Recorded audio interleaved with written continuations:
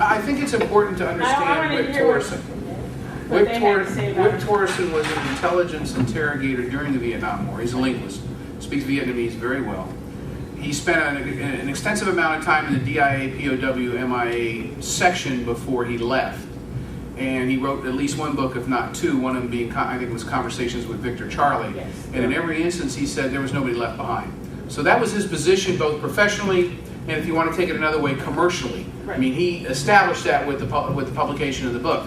So he comes back, and he certainly understands the language, and he knows how to analyze. You know, I don't think anyone can take any exception to what he's done in the past. And he says something totally contrary to everything he said before.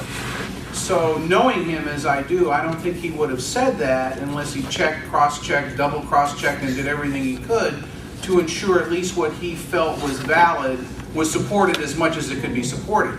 So and what else was interesting, he was a senior analyst with the POW-MIA group within the DIA.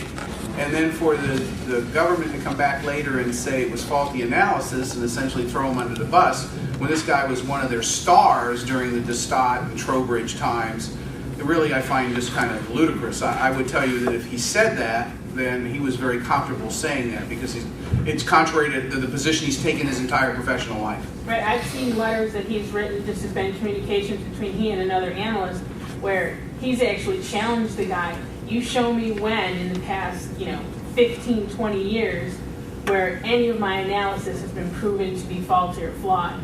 And, well, I would tell you this, when we looked at the first-hand live sighting reports and the analysis done by the analysts, nobody took exception to anything that he determined. They pretty much took, Destat was one of them, Trowbridge was, I think it was Trowbridge that was there. He was a Navy lieutenant commander or commander. Interestingly enough, he was a tactical intel type. He was not an analyst.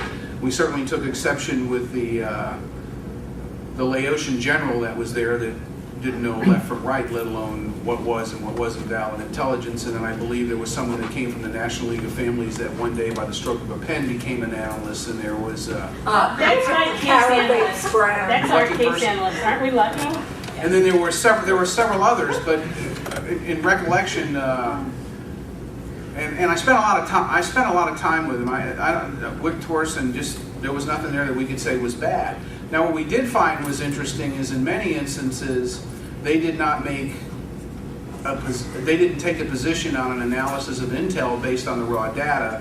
They said that one of the problems we had was that there was actually no first-hand live sighting report from a person either written or as a result of taping them, and we were very concerned about that, which is some of the same things we saw in the 16 previous congressional hearings and committee determinations that there was nothing valid with the POW issue, because no one ever went back to the base document if it existed, which was the initial intelligence gathered. They only depended on what the analyst's position was based on analysis of the information. And the biggest problem with the first-hand live sighting reports that we looked at was, in many instances, there was no written document from the person that said, I saw this. And I asked the question, I said, I'm seeing all these analysis done by an analyst, but where's the base information? Because in the criminal investigative world, you interview the person that saw it.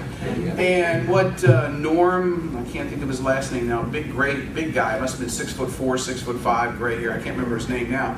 He said, well, they were all illiterate. And I found that very humorous.